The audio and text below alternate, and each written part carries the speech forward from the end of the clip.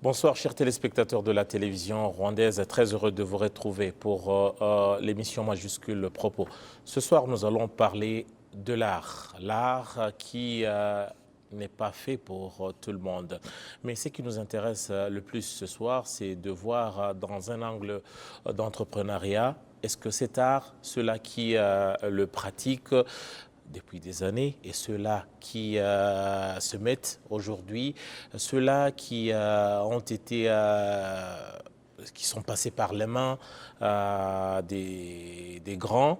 Est-ce qu'aujourd'hui l'art représente une force sur le marché de l'emploi? Est-ce que les artistes aujourd'hui vivent de leur art pour discuter, surtout comprendre les tenants et les aboutissants des opportunités que représente l'art sur le marché de l'emploi, mais également les défis qui vont avec.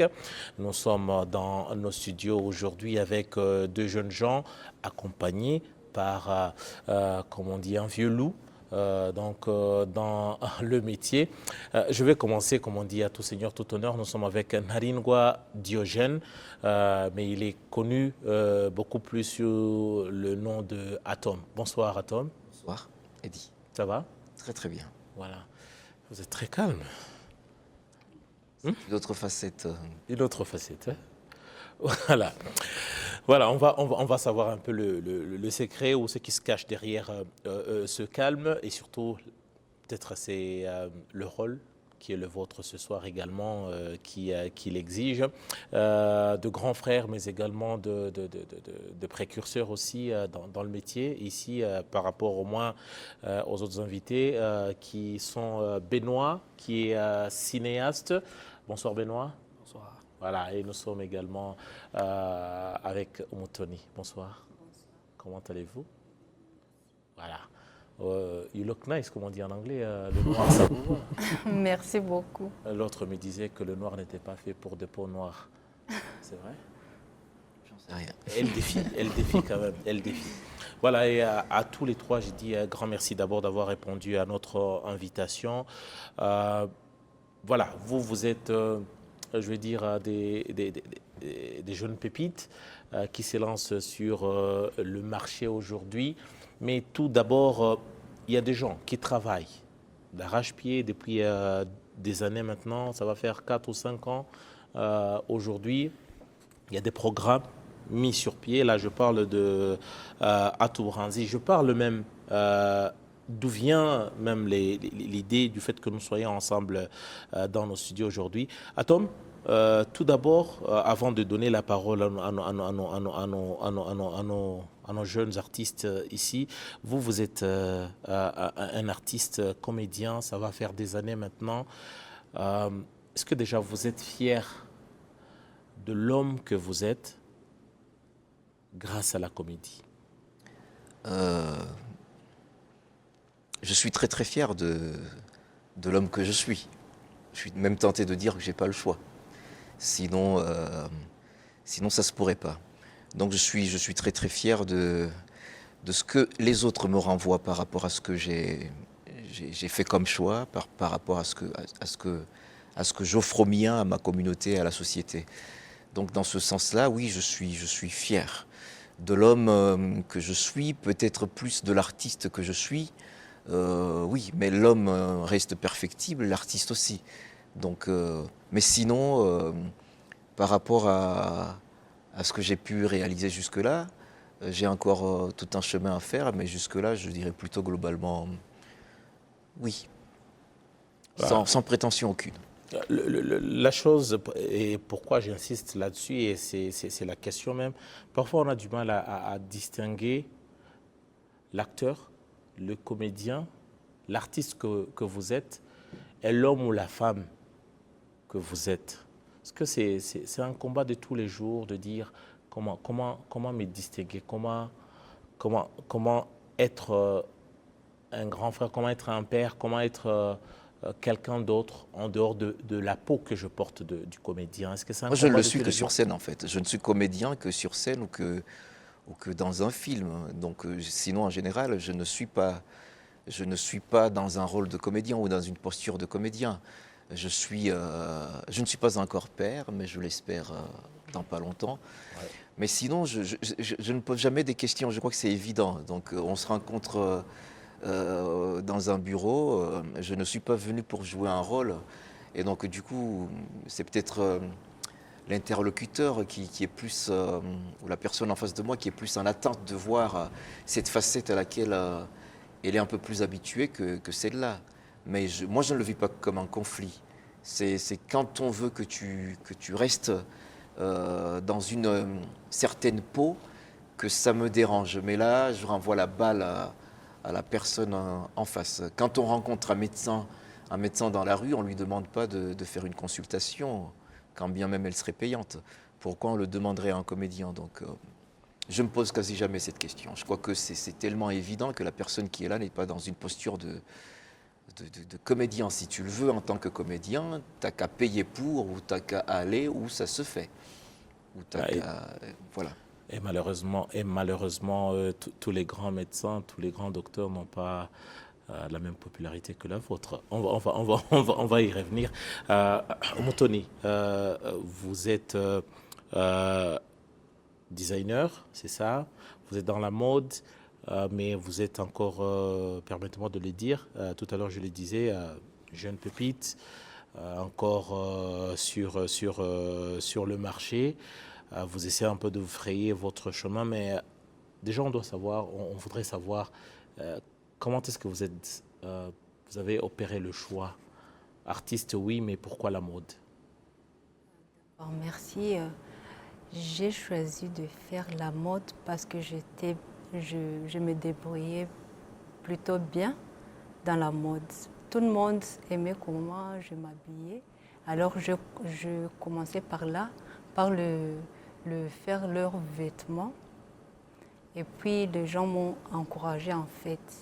Ils m'ont poussé à commencer mon métier de la mode. C'est-à-dire les gens autour de toi t'ont fait découvrir la valeur peut-être ou le talent qui s'est caché en toi. Oui, les gens autour de moi m'ont fait découvrir mon talent. Et spécialement à l'école où j'étudiais, tout le monde aimait ma façon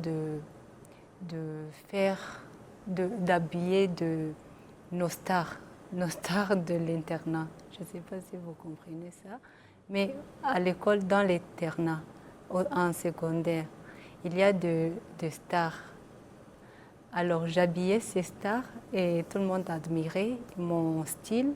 Et là, c'est là où j'ai commencé à confectionner les habits et tout ça. Mais c'est-à-dire qu'au départ, ce n'était pas l'art, c'était pas forcément votre destinée. Vous ne vous sentiez pas déjà porté par l'art. Oui, s'habiller bien, habiller les autres, mais jusqu'à en faire un métier, ce n'était jamais passé par votre... J'étais créative depuis toute petite, mais en fait, j'étais créative en tout. Je peux tout faire, créer des tableaux, tout ça, mais l'art de créer la mode est venu à moi parce que c'était un métier. Ça me donnait, en fait, c'était bien, plus que tous les autres. Ouais. Benoît, peut-être je serais aussi tenté de vous poser la même question.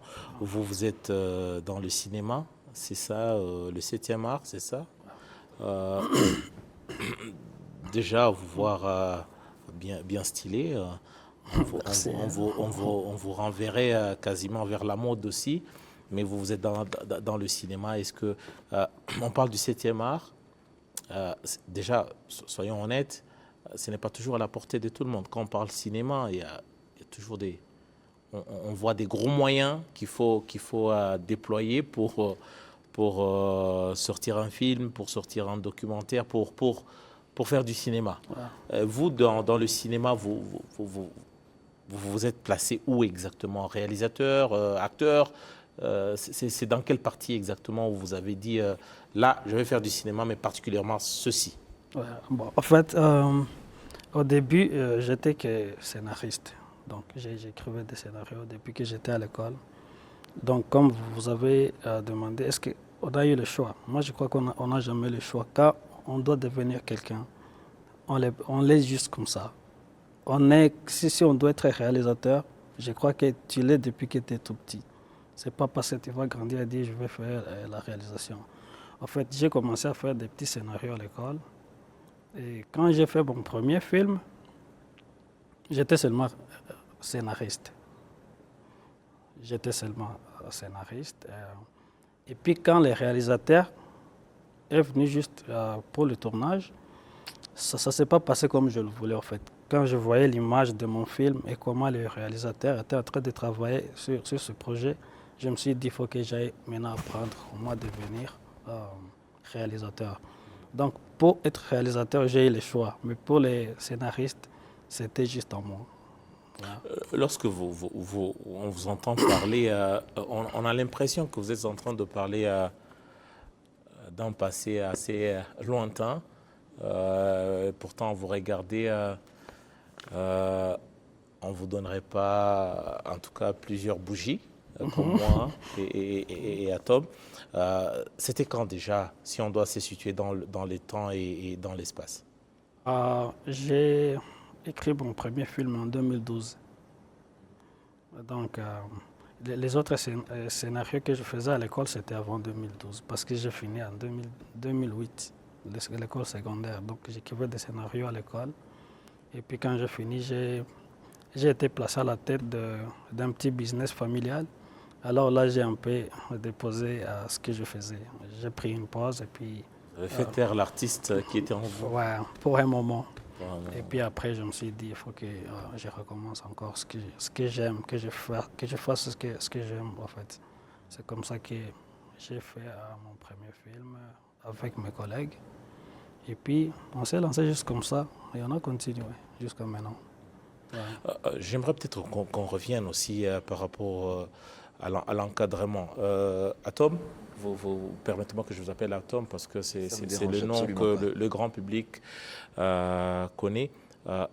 Il y a des jeunes artistes de talent qui malheureusement n'ont pas toujours l'encadrement ou qui soit tardent à se découvrir ou le font sans aucun encadrement jusqu'à un certain niveau, où certains se perdent même en chemin. Aujourd'hui, il y a quand même, il faut dire, les jeunes gens qui n'ont pas forcément eu la chance, qui ont la chance que vous n'avez pas eu forcément, ou de jeunes Rwandais d'il y a des années n'ont pas eu. Aujourd'hui, les jeunes sont pris en charge. Il y a un encadrement... De plus en plus. De plus en plus. Il y a un encadrement sérieux, une orientation sérieuse par rapport aux aspirations de jeunes. Parlez-nous un peu aujourd'hui, vous qui êtes déjà dans ce circuit-là. Est-ce que fait le gouvernement? Il y a des organisations à côté. Est-ce que c'est des programmes, c'est des encadrements qui préparent vraiment nos jeunes à se découvrir et à affermir leur talent? Je crois qu'il y a plusieurs niveaux, mais là tu m'amènes peut-être à parler d'une perspective qui n'est pas la mienne. Hein. Donc je ne parle pas en tant que quelqu'un qui parle du point de vue du ministère de la Culture ou d'autres organisations, structures d'encadrement. Moi je ne suis jusque-là plus ou moins que praticien et que voilà, j'essaye de... quand tu pratiques plus ou moins bien, tu inspires. Donc il y a des gens qui étaient en train de se chercher, qui se découvrent en regardant ce que tu fais et j'en ai rencontré beaucoup. Et donc du coup, il y a plusieurs niveaux. Il y a déjà la détection des talents. Donc là, par exemple, par rapport au projet par la fondation Imbuto Atwanda Ubuhanzi, et la toute première démarche qui a été faite quasiment dans tout le pays, si je ne m'abuse, 2 ou 3 saisons déjà, ça a été vraiment une détection, enfin une démarche de détection de talent plus ou moins massive. Ce qui était jusque-là l'apanage que des écoles et sans beaucoup d'ambition, limite en décourageant les gens. C'est très bien, c'est beau de le faire à l'école, Mais même l'enseignante fait un clin d'œil, genre, tu aurais intérêt à te focaliser sur les mathématiques parce que ce chemin-là, il mène pas très très loin. Donc voilà, donc pour les fêtes scolaires, c'est très très bien de faire ça. Puis voilà, donc du coup, il y a une évolution et notamment une prise en charge de plus en plus précoce déjà. Et puis des jeunes qui ont une chance que les plus âgés n'ont pas eue. Mais aussi, il y a des opportunités qu'ils ont ou qu'elles ont et que les plus grands n'avaient pas. Donc c'est dans plusieurs sens, notamment tout ce qui est nouvelles technologies et tout. Après, il y a une disparité par rapport aux disciplines. Pour la musique, c'est de plus en plus évident. Ça ne veut pas dire qu'il n'y a pas de challenge, mais voilà, c'est en train de sortir plus ou moins d'une zone beaucoup plus sombre. Et donc du coup, voilà, les maisons de production pilules, voilà, c'est de plus en plus évident, par exemple pour les jeunes chanteurs ou les jeunes aspirants musiciens. Il y a même une école pour et tout ça. Par contre, d'autres disciplines qui sont un peu plus peut-être exigeantes en termes comment dire, d'expertise et de moyens, comme le cinéma et voilà, et d'autres comme la mode et d'autres comme le théâtre, c'est un peu plus délicat. Mais en tout cas, je ne parle pas du point de vue des structures en question, mais je parle en tant que témoin. Je remarque que déjà, avant d'être pris en charge, ils ont déjà comment on appelle ça, des espèces de modèles. Hein. Ça, voilà, ça me met dans une posture de role model, comme on le dit couramment. Mais voilà, ce que certains d'entre nous n'ont pas eu. Et donc ça, c'est bien. Quand on croise quelqu'un, même l'aiguiller sur une opportunité ou une école, voilà, c'est déjà pas mal parce qu'elle vient vers toi, parce qu'elle t'a vu et elle a apprécié ce que tu as fait jusque-là et tu dis, moi, je sens que c'est ça.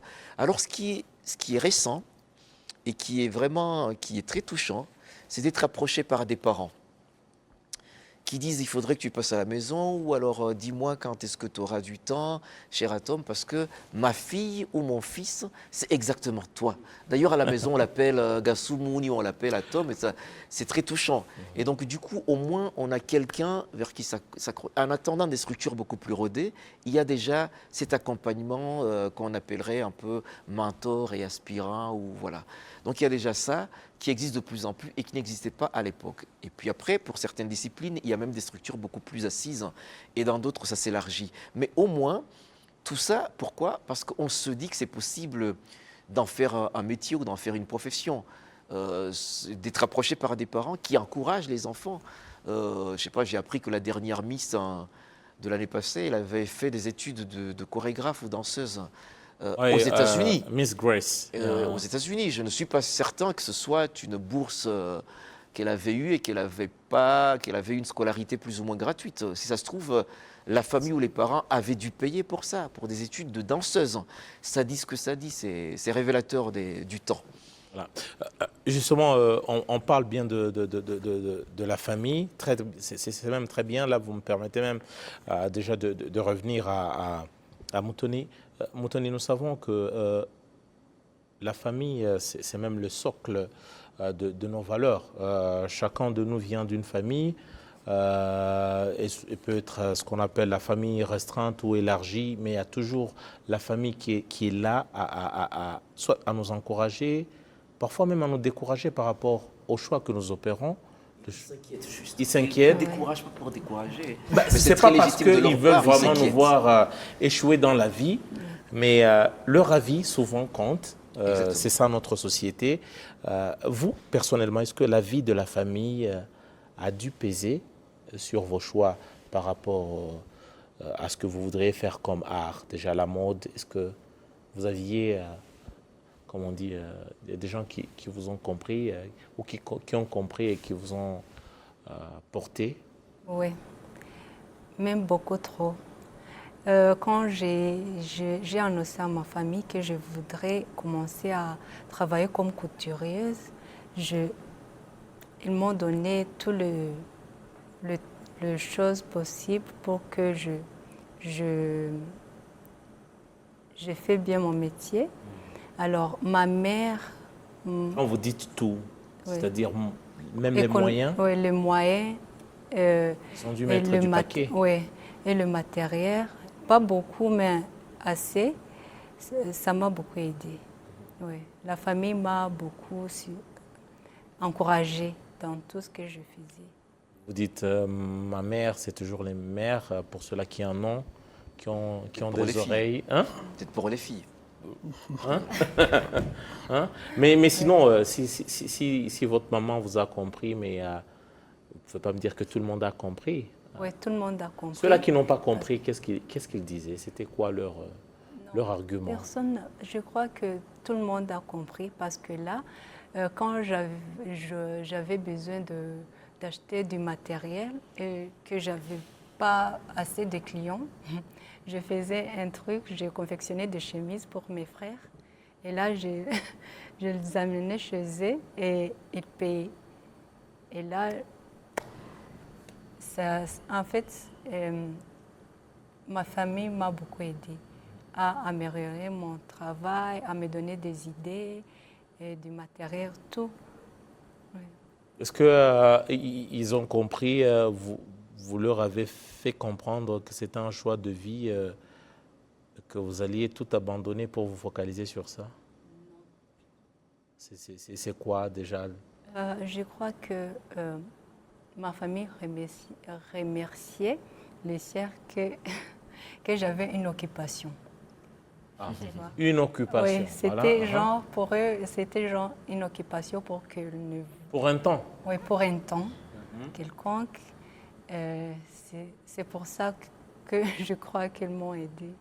Oui, pour que je m'occupe pendant les vacances. Ouais. Et au fond de vous, c'était quoi? C'était une occupation, c'était un Non. passe-temps, c'était... C'était une carrière, oui. Je voyais que ça devenait une carrière et que j'aimais beaucoup la mode. Oui. Déjà, nous ne sommes pas forcément sur un grand marché où, on doit dire vraiment, les gens ont pu percer, se faire de la place. C'est vrai, on a des gens comme Sonia Mugabo, si je dois les citer, du sexe féminin. Sonia Mugabo, on a d'autres personnes, des gens comme Motions, Moses, il y a des gens comme Tanga Design qui sont dans votre secteur. Est-ce que je parlais de role model ou en tout cas des modèles comme Atom peut inspirer d'autres. Vous, personnellement, aviez-vous des mentors ou des gens qui vous inspiraient dans notre société? Là, je ne veux pas qu'on aille parler vous savez, moi, Coco Chanel m'a toujours inspiré, vous savez, Gucci. Localement, ici chez nous, vous aviez des gens qui vous inspiraient? Oui, en fait, sur ça, à Rwanda, Imbuto Foundation nous a beaucoup aidés sur ça. Ils nous ont amené des mentors comme Moses Twahirwa et Jocelyne Umutoni. Vraiment, ça nous a aidés de voir là où on peut, comment on peut améliorer notre carrière. En tout cas, en voyant ces gens comme Jocelyne ou Mutoni, ça nous a vraiment aidé à voir que la mode peut nous être utile dans la vie, quoi. J'aimerais juste la compléter pour dire en fait qu'on se fait... en fait, Gucci et Chanel et compagnie ne sont plus lointains qu'ils étaient par le passé. Donc du coup, avec les médias sociaux, peut-être qu'elle a une proximité beaucoup plus élevée qu'elle n'a avec Motions. Bon, je sais que par Imbuto, à Rwanda ou Hanzi, donc des gens comme Motions et tout ça, mais en fait, ça a raccourci la distance en fait. Hein. Donc en 2 clics ou sur son téléphone, on a accès à ce qui se crée aux États-Unis, du fin fond de Rubavu. Ouais. Le truc, c'est que comme on a aussi en image les gens comme Tanga Design, c'est des jeunes gens comme vous, peut-être un peu plus âgés que vous, mais déjà qui, personne ne comprenait où ils allaient, c'était quoi leur idée. Il y a quelques années en tout cas où peu de gens les prenaient pour des gens qui sont vraiment sérieux avec ce qu'ils font. Est-ce que lorsque vous regardez les gens que vous croisez au quotidien faire des choses vraiment avec une telle qualité, est-ce que c'est quelque chose qui vous inspire forcément? Vous dites, oui, Gucci, oui, Coco Chanel, mais j'ai des gens ici qui sont partis de rien et qui sont arrivés quand même ou qui font leur bonhomme de chemin. Oui, d'accord. Parce que je n'ai pas eu la chance d'aller à l'école et étudier la mode et, et la création de la mode. Ça me demande d'apprendre tout le temps. Alors, quand je rencontre les gens qui travaillent bien, comme Tanga Design ou quelqu'un d'autre, j'essaie d'étudier quelque chose dans la façon dont elles font le truc, les choses.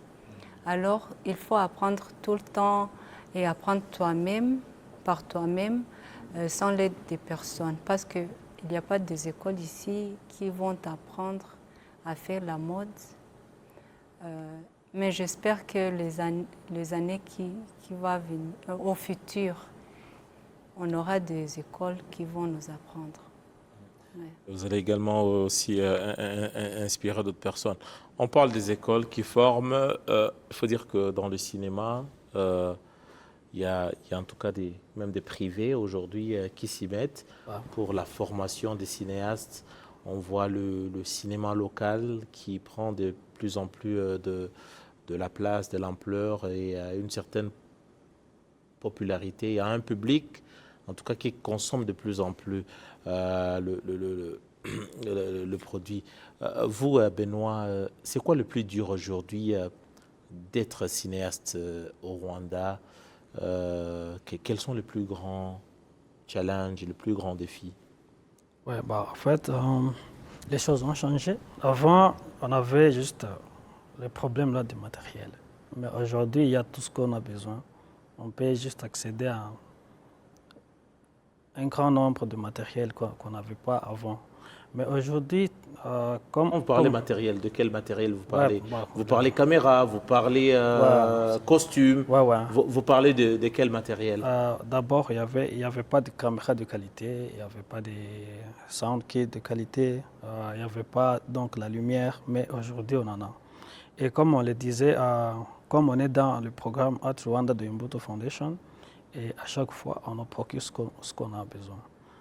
On a des caméras, on a tout ce qu'on veut. Mais le problème reste, comme vous l'avez dit avant, le cinéma, ça demande beaucoup d'argent. Et tu peux avoir tout le matériel du monde, mais si tu n'as pas l'argent pour payer les acteurs, et les locations et tout ça, donc ça ne peut pas marcher. Donc le problème là, c'est qu'on apprend toujours à faire le pitching pour avoir cet argent-là. Alors donc, le problème, c'est toujours l'argent. Quand on a l'argent, il y a tout ce qu'on veut. Quand on parle d'argent, on parle forcément investissement, on parle des moyens. Est-ce que c'est facile aujourd'hui de trouver des investisseurs ou des gens qui voient une certaine opportunité d'affaires dans le cinéma? Est-ce que vous-même, vous inspirez, vous êtes un marché qui attire les investisseurs? Ouais, parce que et c'est pour ça qu'on on a commencé à faire des startups. Juste là, on apprend le business. On est artiste, mais on doit aussi apprendre le business, juste pour savoir comment chercher les investisseurs, les attirer vers vous, juste travailler ensemble. Donc aujourd'hui, il y a des gens qui sont intéressés parce qu'ils trouvent le cinéma, c'est le business comme d'autres business. Alors quand il investit là-dedans, il en tire des profits. Alors il y en a des gens qui sont intéressés aujourd'hui, même le gouvernement. Même le gouvernement, il y a comme si tu regardes le film là, les Ejo Sikiera. Je suis l'assistant réalisateur là-dedans, mais donc c'est le projet de Imbuto Foundation et le gouvernement. Donc quand ils sont convaincus que le cinéma, c'est juste un secteur qui peut enrichir les gens, donc ils sont prêts à investir. Aujourd'hui, il y a même... Lorsque on parle du gouvernement, d'autre part, on parle de Art Rwanda, ce sont des initiatives, des organisations qui soutiennent les efforts, qui soutiennent les talents. Mais à un certain moment, il va falloir que les gens puissent voler de leurs propres ailes. On ne va pas rester éternellement sous la couette d'Imbuto ou comme l'autre dirait, on ne doit pas rester dans l'esprit de Retomobiei, donc le parent qui est toujours là au chevet. Est-ce que vous voyez ou vous vous dites, je vais tout abandonner pour aller me battre comme cet artiste-là, ce couturier, ou je vais aller me battre comme un ingénieur peut aller se battre sur le marché et faire mon chemin. Quelles sont vos peurs aujourd'hui ou encore quelles sont les opportunités qui se présentent devant vous? Qu'est-ce que vous apportez à la société? Parce que l'ingénieur peut dire, écoute, moi, j'amène une construction qui va avec la modernité. Vous apportez quoi à la société? Quand j'ai cité le gouvernement, j'ai aussi dit qu'il y a aussi des gens qui sont privés, qui sont prêts à investir. Donc le gouvernement, c'est l'un des acteurs. Ce n'est pas seulement le gouvernement avec qui on travaille. On travaille même avec des gens qui sont privés et qui voient que dans le secteur artistique, il y a quand même il y a du business là-bas. Et donc aujourd'hui, on n'a pas plus peur comme avant parce que quand ils trouvent que les gens sont intéressés, ce qu'on donne, par exemple, pendant la période de Covid, avant, il y avait des pièces de théâtre dans des salles, mais aujourd'hui, quand on est pendant des périodes comme les périodes de Covid, comme ça, c'est nous qui travaillons beaucoup. C'est nous qui travaillons beaucoup parce qu'il fallait que les gens restent à la maison et suivent tous ces films-là. Donc, pour moi, je crois qu'on a beaucoup à apporter aux gens à la maison parce qu'il n'y avait pas moyen d'aller dans des salles de cinéma et tout ça. Alors, on a beaucoup apporté et même quand il s'agit de faire des films qui ont des sujets éducatifs, ouais, c'est nous qui travaillons là-dedans. En tout cas, s'il y a des gens qui ont compris ou des gens qui aujourd'hui ont su attirer les privés, on va suivre ce monsieur juste pour quelques secondes. On revient. Allô? Muraho bwana muyobozi? Sigisi baretse gacumbitsi muvugana. Mujya mutuvuganira muri senateri nicyo twabatoreye nk'abasena. Umurimo wo kwihangana waturambiye pe. Kumva yiragira cya yaguhirika atihangane bose. Muri banki bakubyiga batihangane jama. Muri ntuza wagera kwigishe ugiye kuri cyakiri rya cash power batihangane nta connection. Ariko narimba hitanye we bita baje umusekirite w'igisore muko bita makrate nte kwacha ayo data we mbaye kisha nuko ngeze mu rugo cash power nayitihangane aro ngwiki nihangana yiwe data we ubu mbaye wande koko aro. Voilà, Narindwa Diogène Atom. Je sais, c'est une surprise, vous vous attendiez pas à ça. Ça, c'est une publicité. Je me rends compte à quel point j'ai vieilli. La différence, vous ne reconnaissez pas le monsieur là? À peine. À peine, hein? C'est ça la vie en fait. Mais heureusement que l'artiste ne vieillit jamais. L'artiste reste toujours, même après son existence sur Terre, ses œuvres perdurent. Ce que je voulais savoir, dans vos publicités, dans vos comédies, mais là, c'est quelque chose de purement commercial que vous étiez en train de faire. C'est vrai, c'est du commercial, mais au fond, il y a un message déjà de certains vices de la société ou des choses, des messages que vous véhiculez. C'est vrai, il y a de l'argent qui compte là-dedans, mais il y a également vous essayez un peu de réveiller la société sur plusieurs angles, notamment, c'est une question là, peut-être les gens qui ne comprennent pas le Kenya, vous parlez de la patience ou encore mais patience, quand je dis patience, c'est entre guillemets, c'est que les gens ont toujours du temps infini pour tout. Même pour un service de 2 minutes, il faut attendre toute une journée ou 2 jours. Vous vous dites aujourd'hui que l'artiste, ce n'est pas seulement quelqu'un qui se voit lui-même. C'est également, c'est un miroir pour la société. Exactement. Exactement. Mais moi, dans mon cas, c'est un choix personnel, hein. Donc, du coup, c'est très... comment dirais-je?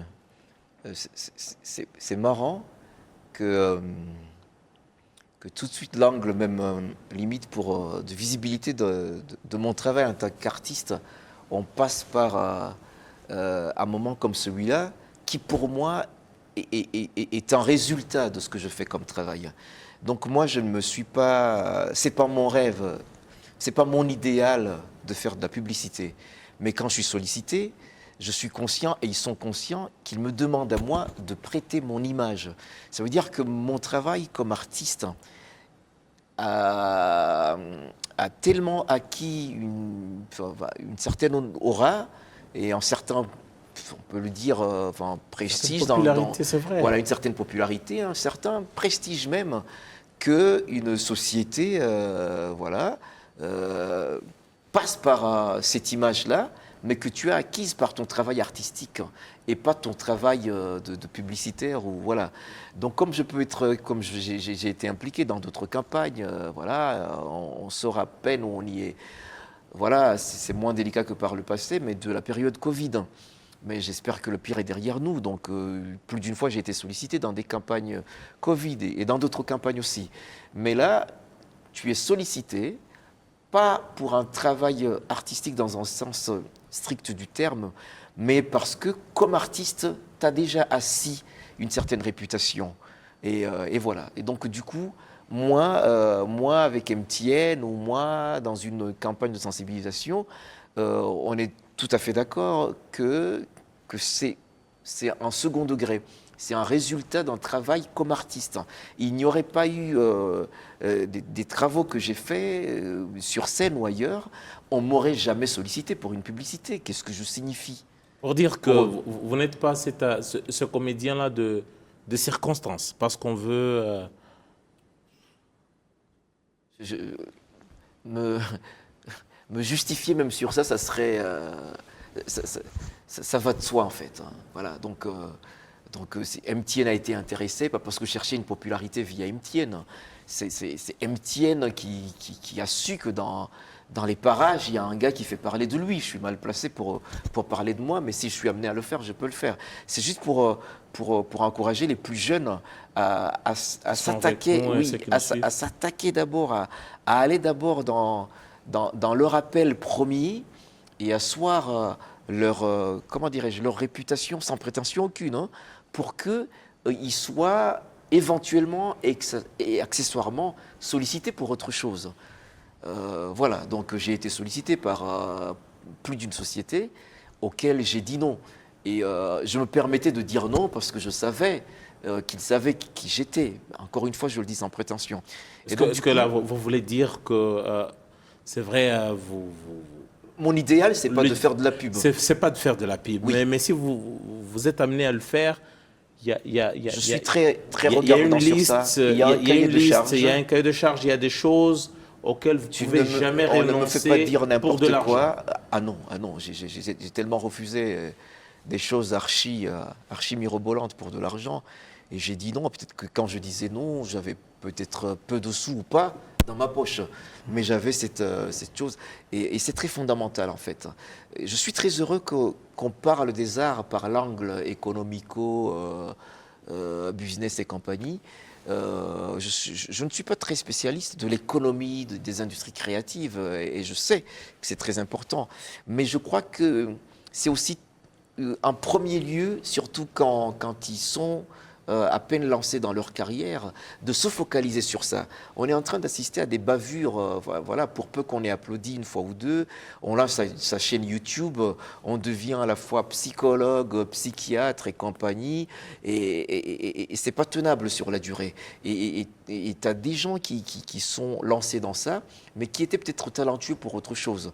Moi, je suis plus partant pour que les gens exploitent d'abord le filon premier pour lequel ils ont été remarqués, appréciés. Je suis particulièrement ému parce que je crois que le jour où ça s'est passé, je crois que tu étais à Gisenyi aussi, non? Oui, À j'étais Rubavu. à Rubavu. Ouais, les souvenirs me reviennent. Voilà, elle nous avait beaucoup marqué. Voilà. Et lui aussi, il se trouve que je l'avais rencontré ailleurs chez Kwetu, hein, chez Ricabera. Et donc, du coup, voilà, je suis heureux d'avoir fait partie de cette aventure. Et j'ai vu. Et donc, pour moi, avant de les asséner avec des trucs de business, de machin, déjà pour ça, et ils sont approchés pour. Et après, ils doivent en vivre. Donc, ils doivent être équipés. Mais en attendant qu'ils le soient pleinement, c'est pour ça qu'ils sont pris en charge. Et d'ailleurs, je salue le travail des structures comme Imbuto via Rwanda. Il y a d'autres aussi. RAI, Rwanda Arts Initiative par des gens comme Sami, comme Dorsi Rogamba qui ont lancé ça. Et donc du coup, ils équipent parce qu'ils savent que l'artiste, il faut des producteurs, il faut des agents. Mais si on demande au créateur d'être tout ça à la fois, parfois c'est trop lui demander. Et moi, je le dis de manière décomplexée que de temps en temps, si je suis piètre en comptabilité, si je peux me faire accompagner par quelqu'un qui est plus outillé que moi, pourquoi pas? Je ne me sens pas réduit comme artiste parce que mon rôle premier, c'est d'être artiste. Et je voudrais, excusez-moi d'être un tout petit peu long, mais Non, c'est très important. C'est très important. c'est aussi la question qui est, comment dirais-je, qui peut agacer, mais je sais que vous l'avez posé gentiment. Donc, si un ingénieur, c'est évident, il construit. Et à l'artiste, qu'est-ce que vous apportez à la société? Voilà, je ne vais pas parler de ceux qui sont ici, mais des messieurs comme un certain Cyprien Rugamba, qui n'est plus ce qu'il a apporté à sa société. C'est peut-être pas cet immeuble en 10 étages, mais qu'est-ce qu'on lui doit? Pour combien de générations, je ne sais. Voilà, un grand artiste comme Gaël Faye qui fait ce qu'il fait, avant que ça ne soit économique, que ça ne lui rapporte économiquement ou financièrement et que sais-je, mais qu'est-ce qu'il apporte à la société en termes de visibilité pour un pays? Des gens qui viennent, Nollywood au Nigeria, c'est le deuxième employeur après, je ne sais plus quel secteur, de tout Nigeria, autour de la musique, enfin, que le cinéma, sans parler de la musique au Nigeria. Et donc du coup, des gens qui viennent là, il n'y a pas longtemps, le pays carburait qu'au café. Et puis après, on s'est dit, ah, si on investissait voilà, dans le tourisme, pourquoi pas? Et là, une fois dans le tourisme, on s'est diversifié. On s'est dit, pourquoi pas le tourisme d'affaires? Et donc avec des infrastructures conséquentes. Donc je suis convaincu que voilà. Et donc du coup, le pays y gagne économiquement certainement. Les hôtels qui se remplissent parce qu'il y a un festival dans les parages. Et à quelque chose malheureux et bon. Et donc le Covid a fait remarquer à la société que ces divertisseurs étaient plus importants qu'on ne le pensait. Et beaucoup d'initiatives ont surgi de ça. Et ça se trouve, on se serait dit que ce n'est que des chanteurs de karaoké et de week-end. Mais quand les week-ends, 2, 3, 4, 6, 10 week-ends nous ont manqué, on a commencé à consommer ces choses autrement. Netflix, Zoom, voilà. Donc du coup, les artistes, s'attarder sur cette question, ça serait même conforter ceux qui croient que les artistes ne servent à rien. Voilà. Économiquement et sociétalement, ils sont parmi les plus gros contributeurs de la société. Contributeurs, oui. Et le thème même de l'émission, nous parlons de l'art et l'entrepreneuriat. Et qui dit entrepreneuriat dit également, il parle du lucratif. Est-ce que sur vous, quand vous avez embrassé la mode, c'est vrai, il y a toutes les difficultés autour, il y a le marché également, vous vous dites, ça me prendra du temps pour grandir. Je parle bien artistiquement. En attendant, vous gagnez comment votre vie? Vous vous dites, je vais y aller par deux chemins ou je vais persévérer? Ou vous dites, j'aurai toujours mes frères et sœurs, comme vous l'avez dit, pour m'accompagner? Ou maman? Non, je pensais que je devais persévérer. Oui. Continuer à faire le peu que je peux faire, ce que je sais bien faire, et étudier ce que je ne sais pas faire et le faire aussi. C'est comme ça que j'ai compris que je dois évoluer. Et vous êtes, une fois de plus, convaincu que c'est ce chemin-là qui va vous mener vers l'accomplissement en tant que personne. C'est vrai, l'artiste, oui, mais je suis aussi un individu au sein de la société. Je dois aussi vivre, je dois m'accomplir. Je dois avoir. Ouais, oui, c'est comme ça que je pense que je dois m'accomplir et ça me fait très plaisir de le faire parce que je contribue même dans ma société. J'aide d'autres jeunes à trouver du travail et à travailler avec moi et de les aider à mieux comprendre ce qu'elles peuvent faire. Même, en fait, je crois que j'aime bien ce que je fais et j'apprécie mon talent. Ouais. C'est vrai, il y a ce que vous appréciez chez vous, mais il y a également ce point-là très important. Tout à l'heure, je parlais des gens qui n'investissent pas. C'est vrai, il y a d'autres artistes, notamment dans le cinéma. Est-ce que vous envisagez, par exemple, dire, écoute, on peut s'exporter? Ouais, ouais.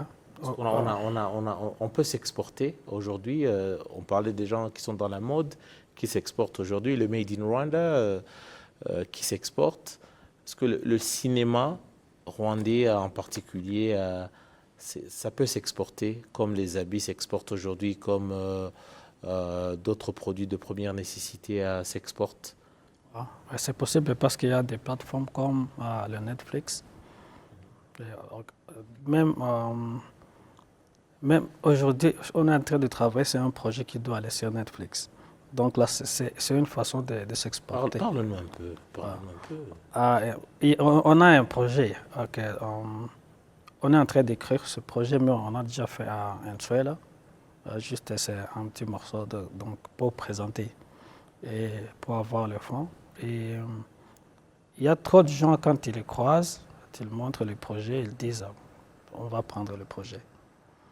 Tout le monde est content et tout le monde est prêt à prendre le projet. Donc, mais sur le marché international, des projets, tout le monde en a, mais là, moi, je parle de quelque chose de viable. Oui, parce que quand tu présentes un projet, il y a trop de projets, mais quand tu présentes un projet sur Netflix, par exemple, c'est une plateforme internationale. Et quand tu trouves qu'ils sont prêts à prendre votre projet, donc c'est pour nous une façon de s'exporter, quoi. Et justement, le projet, vous apportez quoi à Netflix qui n'a pas déjà? C'est quoi votre... quelle valeur ou qu'est-ce que vous apportez comme produit qu'un Nigérian pourrait consommer, qu'un Tanzanien, qu'un Américain, qu'un Anglais pourra consommer? Qu'est-ce qu'il a à consommer du Rwanda sur le plan du cinéma? En fait, quand tu regardes le Rwanda, il y a trop d'histoires qui ne sont pas encore exploitées. Donc, on a trop de choses à donner, par exemple, sur nos histoires là. Il y a beaucoup de choses à raconter. Donc, toutes ces plateformes internationales, ils ont besoin de contenu. Vous pensez que le Rwanda est moins connu? Il y a des choses du Rwanda qu'on ne connaît pas. Qu'est-ce que, par exemple, on a à raconter?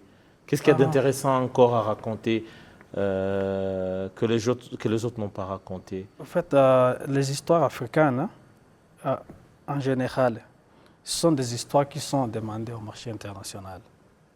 Il y en a beaucoup à apporter que si tu vois par exemple des films américains aujourd'hui, ils ont manqué d'histoire, ils commencent à créer n'importe quoi. Mais ici en Afrique, pas seulement au Rwanda. Il y a encore beaucoup d'histoires qu'on n'a pas encore exploitées. Donc, Comme, par exemple, nos cultures, nos cultures, ils ont besoin de découvrir nos cultures, notre façon de vivre, tout ça. Surtout nos joies. je sens, c'est quelque chose de très... c'est malheureusement ça, il parle de l'Afrique, mais parmi le rôle de vous, artistes, c'est également de pouvoir véhiculer et de passer une certaine image positive des sociétés desquelles vous êtes ressortissant, peu importe le pays. Mais malheureusement, pour ce qui est du continent africain, pendant des années, nos histoires ont été racontées par d'autres qui sont venus vers nous. Aujourd'hui, vous sentez en vous le devoir de pouvoir aussi changer les choses, si déjà sur le plan de la politique, sur le plan de l'économie, les acteurs jouent leur rôle. Vous, les artistes, vous dites aujourd'hui qu'il y a une mission à mener. Nous devons porter haut et fort. Par exemple, si on parle du Rwanda et du génocide commis contre les Tutsis, est-ce qu'on sait bien qu'après 28 ans, c'est un pays qui progresse? Comment est-ce que l'artiste que vous êtes accompagne tout ce progrès que connaît le pays, par exemple, en dehors de nos frontières? C'est vaste, hein. Mais en général, voilà. Après, tu poses la question radicale dans la chose, hein. Si j'ai embrassé ça, j'utilise même rarement le terme de carrière en ce qui me concerne, hein. Je préfère cette voie. C'était notamment par révolte, en fait, hein. Je voyais quelque chose qui commençait. Je sortais d'une histoire et, qui m'avait traversé comme tant d'autres jeunes de ma génération. Et je voyais poindre à l'horizon que le risque que les miens apprennent ça par d'autres. Et avec leurs mots à eux, avec leur manière à eux, et très souvent inappropriés, superficiels, de temps en temps même vulgaires. Et je voyais poindre ça. Et j'étais révolté. Et à l'époque, ça se passait très bien. J'étais étudiant en droit et assez prometteur. Mais il se trouve qu'on me trouvait parmi les plus talentueux de ces disciplines un peu, voilà, scène, théâtre, écriture et tout cela.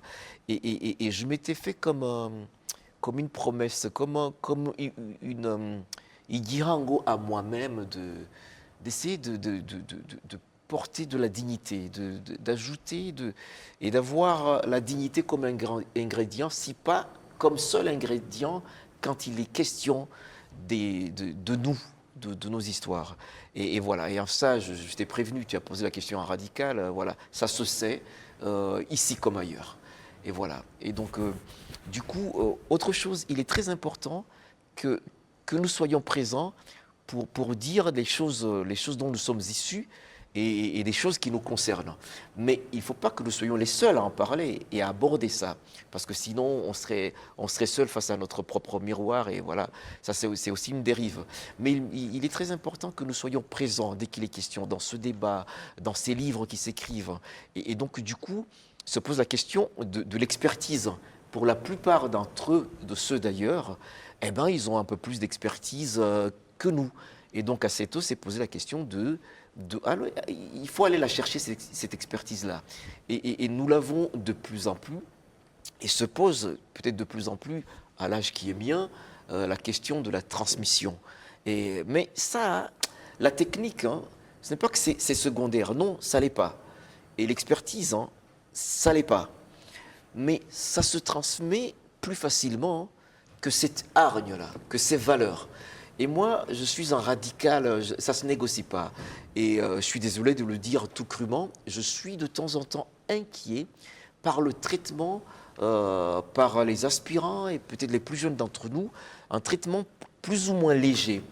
Je peux excuser à quelqu'un d'ailleurs d'être léger par rapport à ce qui nous concerne, mais je l'excuse peu ou pas du tout à quelqu'un qui en est issu de se montrer léger et vulgaire par rapport à sa propre histoire et l'excuse facile de non nessuno n'atangi afite qu'est-ce qu'il pourrait écoute voilà voilà. Donc du coup où on se forme, où on va, où on étudie, où on approfondit la chose pour être à mesure d'être utile pour les siens. Et ça se transmet difficilement que la technique et l'expertise. Ça, c'est très important et surtout, plus important, c'est d'avoir des artistes engagés dans tous les sens, en tout cas, et que ce soit bien au niveau du développement, mais que ce soit également pour réveiller la société aussi, être des porte-voix de la société. Merci beaucoup à tous les trois, merci beaucoup à Nadine Guadiogène, à Tom, pour en tout cas votre temps et surtout d'avoir répondu à notre invitation. Mais merci également à Motoni, qui est donc designer, également à Benoît, qui est jeune cinéaste, et je vous souhaite en tout cas bon vent et surtout plein succès et surtout du courage, vous en aurez besoin. Et sinon à Tom, j'ai dit bonne continuité, on en a encore besoin de vous. Je sais qu'il y a encore... Vous allez me subir pour très très longtemps. Voilà, merci beaucoup. Ça, c'est une bonne promesse. Et c'est sur cette note que nous mettons un point final à notre émission Majuscule Propos de ce soir. Merci à tout le monde pour votre aimable fidélité. Grand merci à Shema et à toute l'équipe qui m'a réalisé. Et j'aurai tout le plaisir de vous retrouver très prochainement pour Majuscule Propos.